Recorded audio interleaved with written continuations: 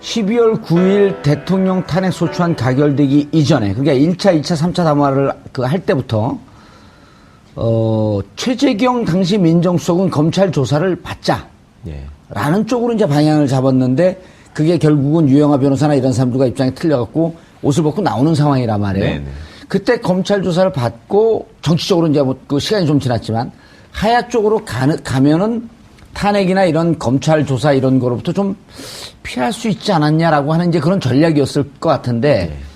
지금 입장에서 지금 허성무 비서관도 얘기했지만은 이거를 인정하고 좀 그 형을 좀 줄이는 이런 싸움으로 가는 이런 가능성 전혀 없을까요? 그러니까 변호인한테 원래 가장 중요한 거는 자기 그 고객이, 그러니까 클라이언트가 무슨 생각을 하고 있느냐를 알고, 그게 이제 그 피의자의 입장에 가장 유리한 쪽으로 변론을 해주는 것이 상식인데, 전략을 세우고. 그렇죠.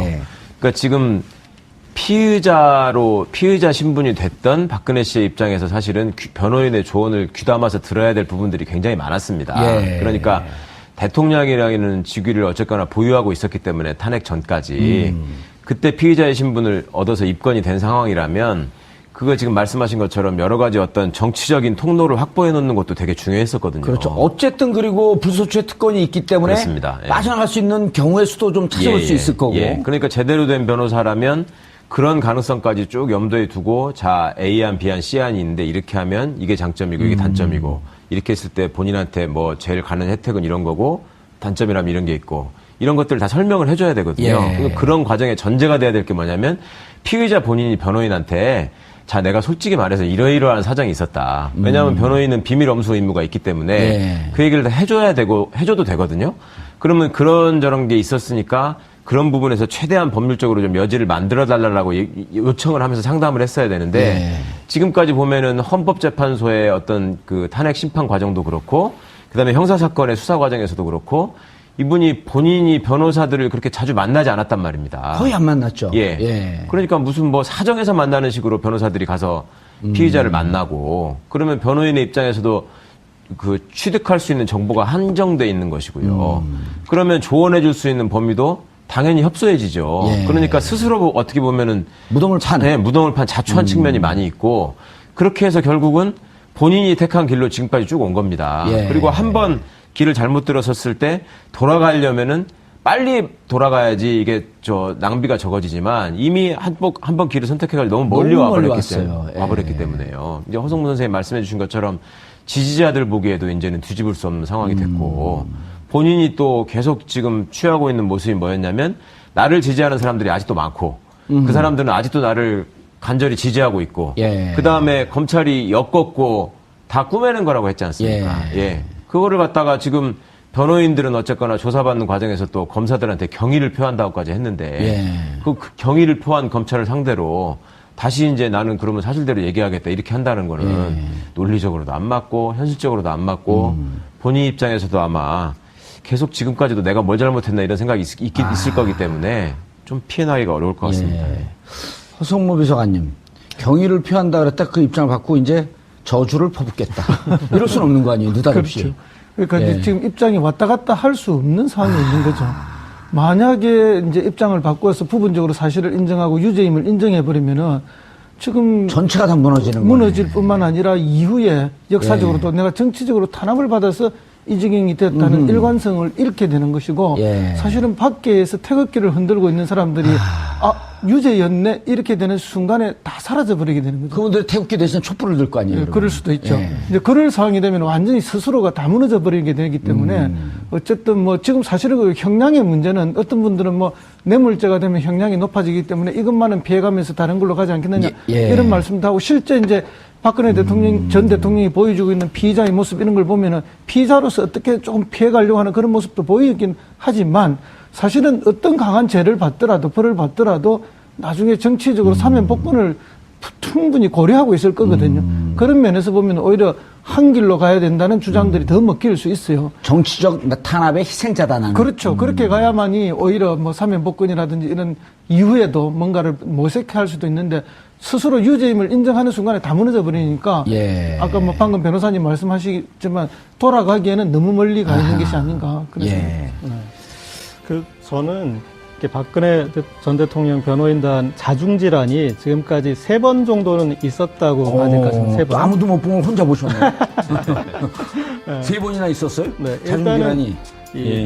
최재경 전 수석이 합류되지 못한 지점. 그러니까 본인이 그냥 간단하게 그냥 이렇게 거부한 거 정도로 이렇게 나오는데 최재경 전 수석한테 부탁을 했을 때는 또 맥락이 있고 그 사람이 거절하는 데까지 또 맥락이 있을 거 그건 아니겠습니까? 탄핵 이유를 말씀하시는 건가요? 탄핵 이후에 변호사 선임할 때. 그렇죠. 그러니까 간단한 문제는 아니니까 뭐냐면 얘기가 되다가 엎어진 거잖아요.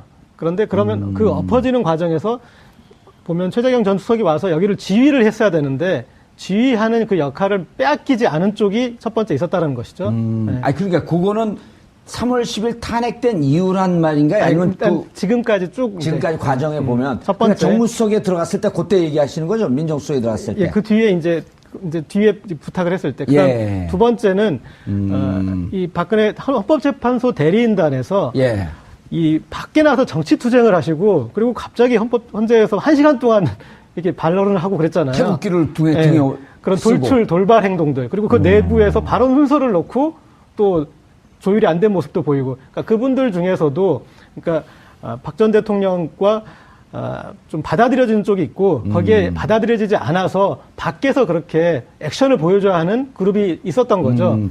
그 탄핵 소추 대리인 변호인들 얘기 들어보면 지금 고재열 기자님 얘기하는 시점을 1월 중순쯤으로 보더라. 그때까지 네. 법리 투쟁을 하다가 느닷없이 정치 투쟁으로 바뀐 시점이 있었다. 네. 그거 이제 두 번째. 뭐 합류하고 그다음에 합류했는데 적응을 못 해낸 거죠. 그다음에 뒤에 이제 또 빠지게 됐으니. 그다음에 지금 와가지고 제가 이제 또 불협화음이 있구나라고 느꼈던 거는 검찰 조사를 받던 날 이렇게 이제 메시지가 되게 짧았는데 그 전날 이제 메시지가 있을 것이다라는 얘기가 있었고 그랬는데 결국 메시지가 없었는데 아하. 손범규 전 의원 같은 경우에 언론 인터뷰를 하면서 몰랐다라고 얘기를 했잖아요. 네. 그런데 그 중요한 어떤 그 자리에서 그 중요한 메시지에 대해서 본인이 관여하지 못했다라고. 네. 그러니까 이 안에서도 간단한 얘기로 변호인들 안에서 문고리가 형성된 거죠.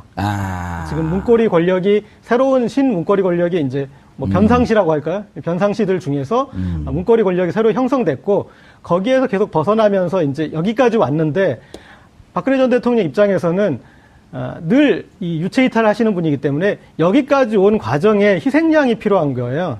왜 저들이 잘못해서 내가 여기까지 오게 됐다. 이제 그런 맥락을 이제 그래서 지금에야 왜냐하면 그 전까지는 그 문고리 변호사들이 심기 관리를 가장 잘했던 거죠. 그분들이 변론을 잘한 게 아니라 심기 관리를 잘해서 대통령 뜻에 맞게 얘기를 만들어줘서 맞춰줬기 때문에 옆에 있을 수 있었는데 그들 때문에 지금 여기까지 이르렀고 그리고 이제 의미 있는 지적이시네요.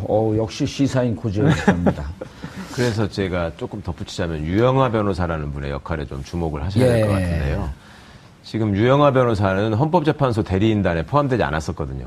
그렇죠. 네, 계속 형사사건을 맡고 있는 거였고 처음에 변론 차원에서 했던 얘기가 뭐냐면 여성으로서의 사생활을 존중해줘야 된다 이런 얘기를 했었거든요.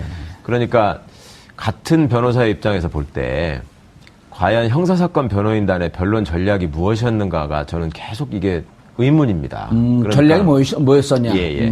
그러니까 헌법재판소도 물론 우왕좌왕하는 모습을 보이긴 했지만 변호사가 여러 명 있을 때는 말입니다. 변호사가 여러 명 있을 때는 각자의 역할 분담이 있어야 되거든요. 그래야지 그 당사자를 위한 효율적인 변론이 됩니다. 당연히 그렇지 않겠습니까? 그 여러 사람들이 똑같은 얘기만 반복해서도 안 되고 또 각 전문 분야에서 기여를 해줘야 되는 것인데 지금 우리 고 기자님 말씀하신 것처럼 만나러 가서 직접 얘기하는 변호사는 딱 한정돼 있었어요. 1명 아니면 2명이고. 그렇죠. 그중에 지금도 이제 유영하 변호사가 계속 접견도 하고 뭘 하고 있다고 그랬는데 이분이 지금 시청자분들께서 유영하 변호사라는 이름을 검색을 해보시면 제일 먼저 등장하는 게 그 BBK 사건 때하고 관련이 있거든요. 그러니까 당내 경선을 할 때. 김경준 만나러 미국에 몰래 갔다 왔던 그렇습니다. 변호사. 이명박 씨하고 당내 경선을 할 적에 그 김경준 씨를 설득하러 미국에 가서 돌아와가지고 말하자면 이명박한테 불리한 증언을 해달라 이런 걸 하러 만나러 간 사람이 유영하 변호사잖아요. 그러니까 혹은 들어오지 못하게 하든지. 그렇게 하든지. 그러니까 결국은 그때도 어떤 정치적으로 그러니까 사건을 정치적으로 몰아가서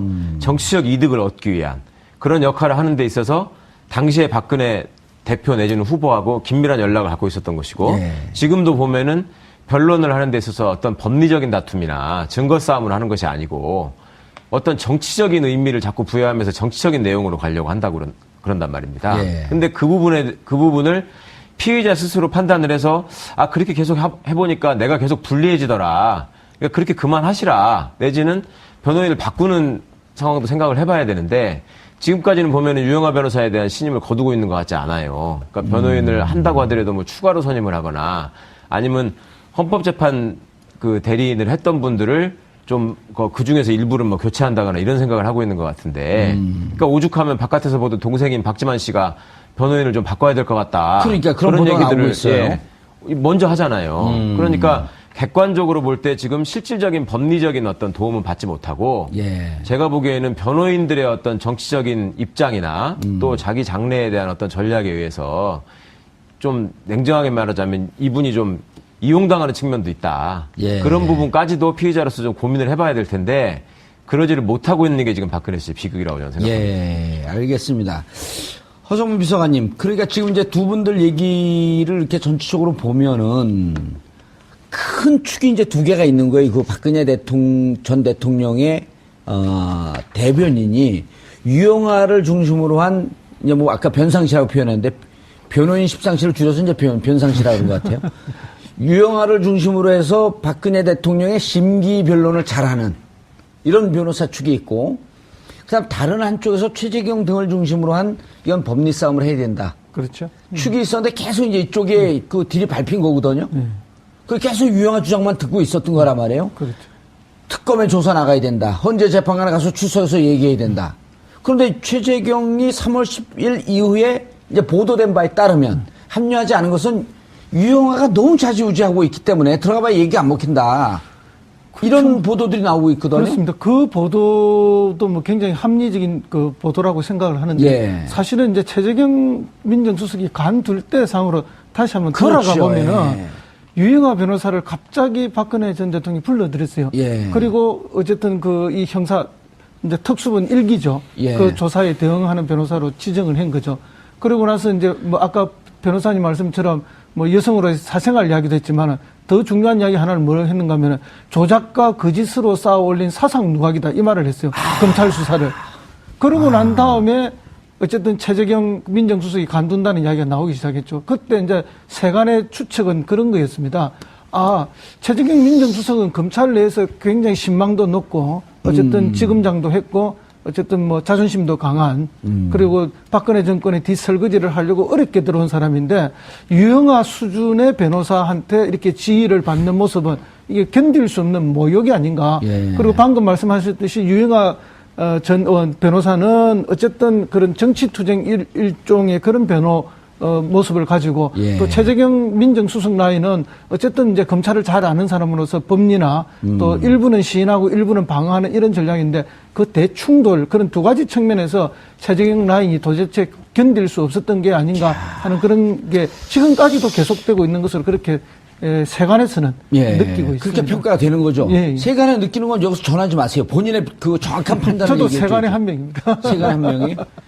그런데 그러면 지금 이제 최 변호사님 작전을 바꾸거나 예. 흐름을 틀으려고 하면 예를 들어 박지만 동생의 얘기대로 이거 도대체 객관적으로 보이는 거 아니야? 박지만 입장에서는 이거 변호인 전략 실패한 거 아니냐?